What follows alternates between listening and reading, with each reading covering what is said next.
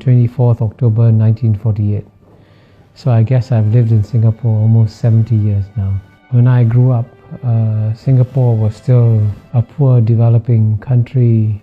Our per capita income when we became independent was $500, the same as Ghana in Africa.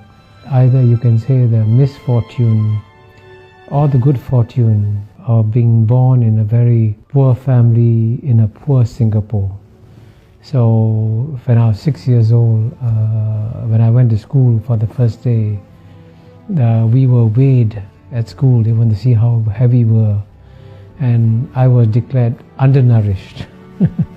So I was put in a special feeding program when I went to school, and the principal had a big pail of milk, and all the children who were underweight were asked to take one scoop of milk from the pail of milk. And our house in Singapore had no flush toilet. There was crime and riots, gangster fights in my neighborhood.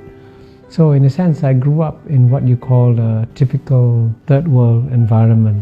And it's quite remarkable that in my lifetime, Singapore has gone from being a third world country to a first world country. And I have lived through this remarkable transformation. I was Dean of the Lee Kuan Yew School of Public Policy for 13 years, from 2004 to 2017. And I would give every student who came to the Lee Kuan Yew School the same lecture. I said, I'm going to share with you the secret of Singapore's success free of charge. And I to tell the students that if you implement this secret formula, your country will succeed. And I capture the secret formula with the acronym in English, MPH. The M stands for meritocracy. Meritocracy means that you select the best people to run the country. And what brings many countries down, especially in the third world, is that when it comes to selecting the finance minister or the economics minister, they will give their jobs to their brothers, their cousins, their uncles, their relatives, and not to the best people. And Singapore did the exact opposite.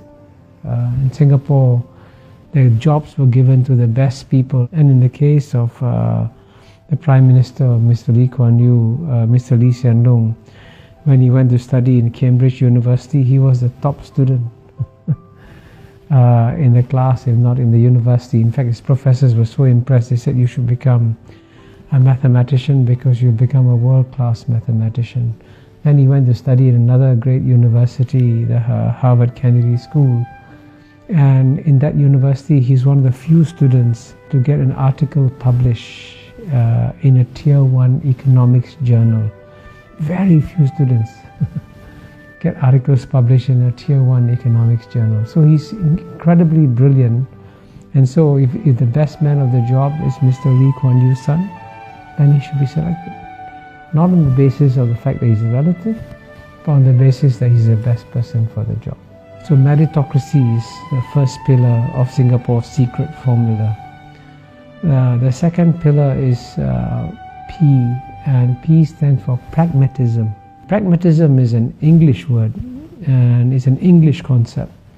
But the best definition of pragmatism was given by China's leader, Mr. Deng Xiaoping, when he said it doesn't matter whether a cat is black or a cat is white. If the cat catches mice, it is a good cat. So in the same way, it doesn't matter what your ideology is. If it works, you use it. So Singapore was very pragmatic. So it would take some policies that are capitalist and some policies that are socialist, and it would mix them up.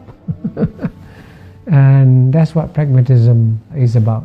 You're not bound by any ideology. But the third pillar, the H is of course the hardest to achieve, because H stands for honesty.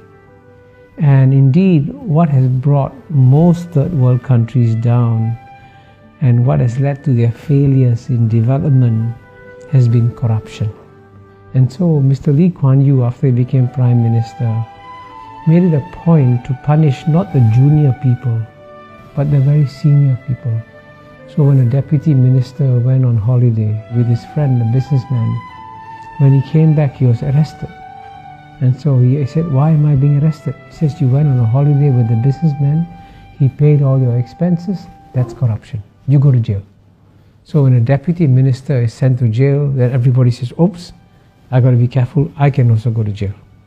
So that honesty factor is one critical reason why Singapore has been exceptionally successful. So it's a combination of meritocracy, pragmatism and honesty. Then that's the formula for Singapore's success.